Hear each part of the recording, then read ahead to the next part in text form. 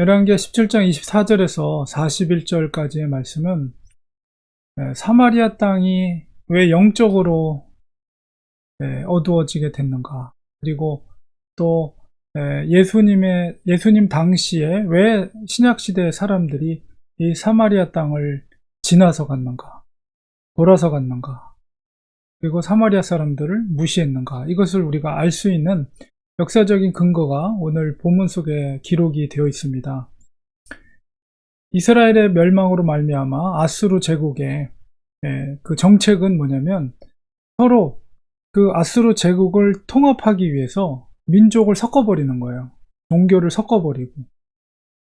그래서 원래 있던 땅에 있는 사람들을 포로로 잡아와서 다른 땅에다가 억지로 그 도시에 살게 하고, 그 도시에 있는 사람을 또 데려다가 또 사마리아의 성읍에 살도록 했습니다. 그러니까 완전히 자기가 살던 터전을 완전히 바꿔버리는 거죠. 그러면 굉장히 이상한 결과가 초래하게 됩니다. 왜냐하면 같이 살던 민족들이 갖고 있는 문화와 전통, 종교가 다른데 완전히 다른 터전으로 바꿔버리면 그 속에 머물러 있던 사람들도 있을 것이고, 새로 이주민 한 사람도 있을 것이고, 그 속에서 이제 막 섞여버리는 거죠. 문화가 섞여버리고, 종교가 섞여버리고, 사상이 섞여버리고. 그래서 이스라엘 땅, 사마리아 땅에 있던 사람들이 다 아수르로 이제 포로로 잡혀가고, 거기에 새로운 이주민들이 바벨론에서 여러 지역에서 온 미주민들이 사마리아에서 거주하게 되면서 아마도 그 속에서 하나님의 역사가 있었던 것 같아요. 그래서 하나님께서 사자를 보냈다. 그래서 몇 사람을 죽였다. 이런 어떤 사건이 발생하게 됩니다. 그러니까 이걸 통해 가지고 우리가 또 깨닫게 되는 것은, 하나님께서는 선미 이스라엘 통해서 일하긴 하셨지만 또 그런 이방인들을 통해서도, 그 속에서도 하나님은 역사하신다는 거예요. 물론 어떤 그 사람들을 죽인다는 것은 하나님의 존재를 드러나게 되는 거죠. 그래서 결국 그 아수르 왕에게 어떤 사람이 이 문제를 이야기했을 때, 포로로 잡혀왔던 이스라엘 사람들 중에 제사장을 한 사람을 그곳으로 다시 보내서 여호와를 어떻게 섬기는가, 이것을 그 거기 온 이방인들에게 그 하나님의 법도를 가르치게 한 것입니다.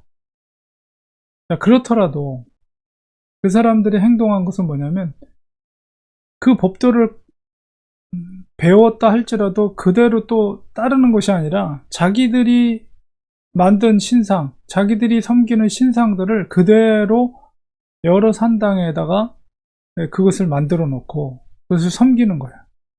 그래서 각각 여러 출신의 사람들이 자기가 섬기던 우상과 신들을 그 산당에다 놓고 그대로 만들어서 동일하게 사마리아 땅에서 그런 일들을 하게 된 것이죠. 그러니 그 땅이 어떻게 되겠어요? 영적으로 막 혼합되고 우상을 섬기면서, 또 어떤 사람들은 또 하나님을 섬기는 사람들도 종종 개 중에는 또 있었어요. 33절에 보니까.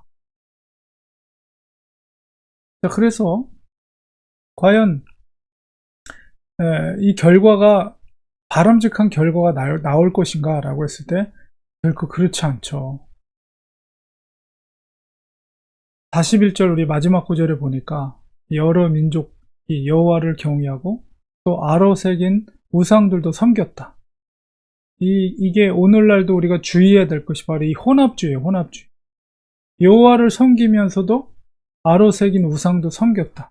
그리고 그들의 자자손손이, 그들의 조상들이 행하던 그 여호와를 섬기고 아로 새긴 우상도 섬기는 그런 행동대로 오늘날까지 행했다. 여기서 오늘이라는 것은 아마 이 열왕기 기자가 쓸고 있었던 포로기 시대를 말하는데, 그때까지 계속해서 그 사마리아 땅이 영적으로 얼마나 혼합주의 사상 속에 섞여 있었는가를 우리가 알 수가 있는 거죠.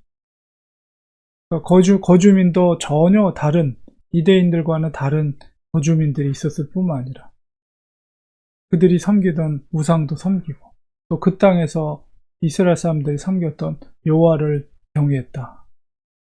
마치 하나님을 인도 사람들의 범심론 가운데 있는 것처럼 많은 신들 중에 한 신으로 이렇게 여겼다는 거죠. 이게 정말 위험한 것입니다. 우리가 정말 교회를 다니지 않는 사람들보다도 오히려 이런 혼합주의에 빠져 있는 사상이 더 무서운 거예요. 하나님을 섬기면서 세상의 우상을 섬기는 것. 이거는 차라리 교회를 안 다니는 사람보다 더 잘못된 길로 빠질 가능성이 높은 거예요. 그러니까 어떤 면에서는 자기에게 유일한 어떤 부분은 여호와 하나님을 찾고 또 다른 것은 또 다른 우상을 찾고 여기서 올바른 신앙의 모습이 나올 수가 없는 거죠. 오늘날 교회도 정말 주의해야 될 것이 뭐냐면 이런 혼합주의라는 건 뭐냐면 교회 안에 세속주의가 우상이라는 것은 세속주의죠. 결국 세속주의라는 것은 내가 이 땅에서 얼마나 복을 받는가, 나 중심의 신앙, 내가 누리고 잘되고 형통한, 이게 바로 우상이에요. 그러니까 그런 우상을 섬기는 세속주의와 하나님의 신앙이 같이 있다는 거예요. 교회 안에. 그렇게 되면 교회가 변질됩니다. 교회의 생명력이 변질되면 교회의 생명력이 없어지는 거예요.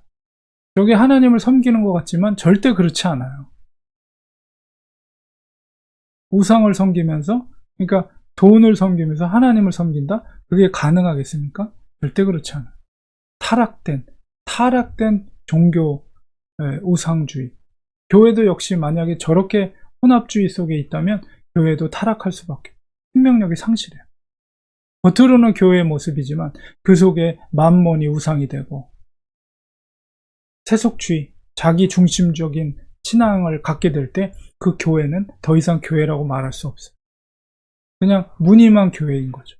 우리가 이런 걸 조심해야 돼요. 이런 영적인 혼합주의 속에서 그게 이제 계속 신약시대까지 흐르면서 그 사마리아 땅이 영적으로 그렇게 됐기 때문에 이제 신약시대에 유대인들, 예루살렘에 있는 사람들은 사마리아 사람들을 정말 짐승처럼 여기게 된 것이죠. 그것이 이제 역사적으로 그런 기록들을 오늘 본문 속에서, 그러면서 오늘날에 우리 교회도 정말 조심해야 될 것이 이 혼합주의, 세속주의에 오염되지 않는 교회가 되도록, 또 그런 성도가 되도록 우리는 항상 말씀의 날카로운 잣대를 가지고 나 자신을 말씀의 거울 앞에서 비추고 내가 세속주의에 빠지지 않도록 주의하는 것이 우리에게 꼭 필요합니다.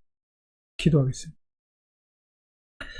하나님 아버지, 오늘 말씀 속에서 사마리아 땅이 왜 영적으로 혼합주의와 세속주의 쪽에 빠지게 됐는가를 우리가 알 수 있는 사건을 보게 됩니다.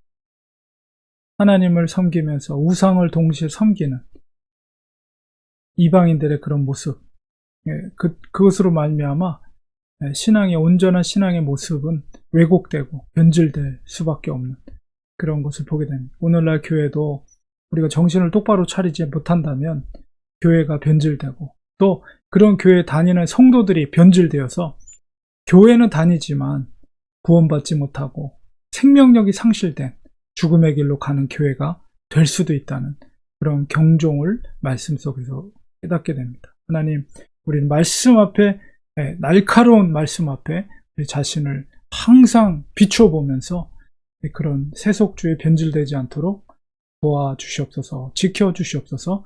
예수님의 이름으로 기도합니다. 아멘.